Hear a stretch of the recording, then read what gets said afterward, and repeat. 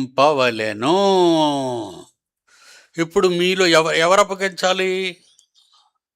మీకు వాక్యం చెప్పి బ్రతికిస్తున్నారే పాపం ఎంతమంది? రేపు ఉదయం నుంచి మొదలెడతారు పాపం వాక్యం చెప్పడానికి.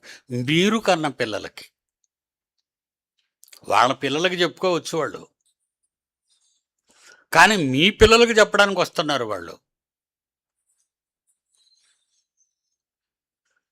మీకు వాక్యం చెప్పిన వారే మిమ్మల్ని సాతానికి అప్పగిస్తారు. అంటే మీకు ఒకటి అటెన్షన్ రాసుకోండి.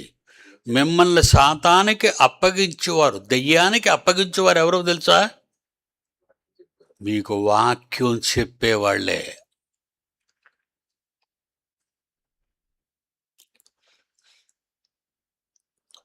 చివరిసారిగా మిమ్మల్ని వదిలేస్తున్నాను అప్పచెప్పకుండా.